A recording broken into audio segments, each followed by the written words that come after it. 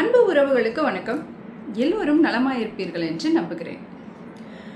நாம் அனைவரும் கேள்விப்பட்டது திருவள்ளூர் மாவட்டத்தை சார்ந்த கும்மிடிப்பூண்டி என்னும் இடத்தில் 3 வயது பச்சிளம் குழந்தை பாலியல் துன்புறுத்தலுக்கு ஆளாக்கி உயிரிழந்த சம்பவம் அதிர்ச்சியை ஏற்படுத்தியிருக்கிறது.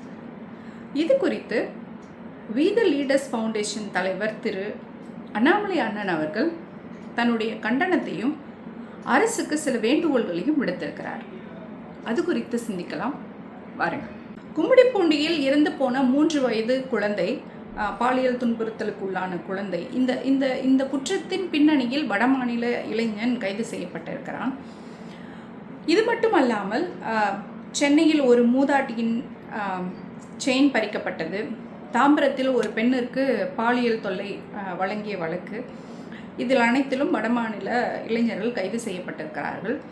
இது குறித்து அண்ணன் திரு அண்ணாமலை அவர்கள் பேசும்போது, இது போன்ற சம்பவங்கள், குற்ற செயல்களில் வடமாநில இளைஞர்கள் ஈடுபடுவது பல கேள்விகளை எழுப்புகிறது என்றும்,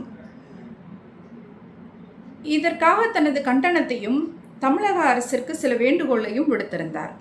தடுக்க என்ன வழி இருக்கிறது, தமிழக அரசிடம் என்ன நடவடிக்கை எடுக்கப்பட்டிருக்கிறது என்ற கேள்வியை முன்வைத்தார். பிற மாநிலங்களிலிருந்து வரும் தொழிலாளர்களின் விவரங்கள் இங்கு இருக்கிற தமிழகத்தை சார்ந்த உரிமையாளர்களிடம், தொழில்துறை உரிமையாளர்களிடம் இருக்கிறதா என்ற கேள்வியை எழுப்பியிருக்கிறார். தமிழ்நாட்டில் எத்தனை வடமாநில இளைஞர்கள் தொழிலாளர்கள் பணி செய்கிறார்கள், அவர்கள் எந்தெந்த நகரங்களில் பணி செய்கிறார்கள், இது போன்ற விவரங்கள் அந்தந்த நிறுவனத்தை சார்ந்த உரிமையாளர்களிடம் இருக்கிறதா என்ற கேள்வியை முன்வைத்துள்ளார். இந்த அனைத்து தகவல்களையும், வட மாநில இளைஞர்கள் தொழிலாளர்கள் பற்றிய தகவல்களை உரிமையாளர்கள் தமிழக அரசுக்கு வழங்க வேண்டும். தமிழக அரசு இதற்கான முறையான நடவடிக்கையை எடுக்க வேண்டும். குற்ற சம்பவங்களில் ஈடுபடுபவர்களை காவல்துறை உடனடியாக கைது செய்வது வரவேற்பை அளிக்கிறது என்றாலும், பாராட்டுக்குரிய விஷயம் என்றாலும், இனிமேல் இது போன்ற சம்பவங்கள் நடக்காமல் இருக்க என்ன நடவடிக்கையை தமிழக அரசு எடுக்கப் போகிறது என்ற கேள்வியை முன்வைத்திருக்கிறார்.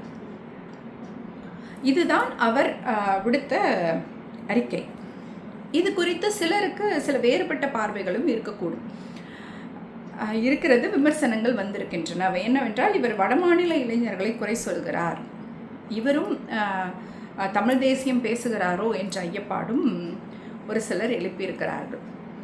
திரு அண்ணாமலை அண்ணன் அவர்கள் தெளிவாக தன்னுடைய கண்டன உரையில் கூறியிருக்கிறார், ஒரு தொழிலாளர் வேலை நிமித்தமாக, தன் தேவைகளின் நிமித்தமாக வேறு இடங்களுக்கு சென்று பணியாற்றுவது இயற்கை, வேறு மாநிலங்களுக்கு வேறு இடங்களுக்கு சென்று பணிபுரிவது இயற்கை என்று தன்னுடைய அறிக்கையிலேயே குறிப்பிடுகிறார்.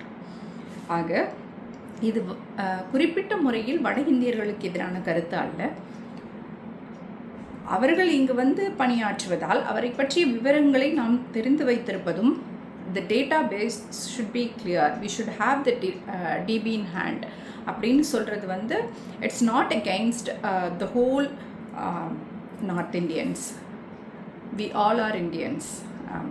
அண்ணன் தேசியத்தையும் தெய்வீகத்தையும் நம்புபவர், அவர் தமிழ் தேசியத்தை ஆதரிப்பவராக கருத வேண்டாம். இது நல்ல நோக்கத்திற்காகவே விடுக்கப்பட்ட கண்டன எச்சரிக்கை அண்ணன் தரப்பிலிருந்து. இந்த தகவல் உங்களுக்கு பயனுள்ளதாக இருக்கும் என்று நம்புகிறேன். மற்றும் ஒரு சிறந்த தகவலோடு உங்களை நான் மீண்டும் சந்திக்கிறேன். நன்றி.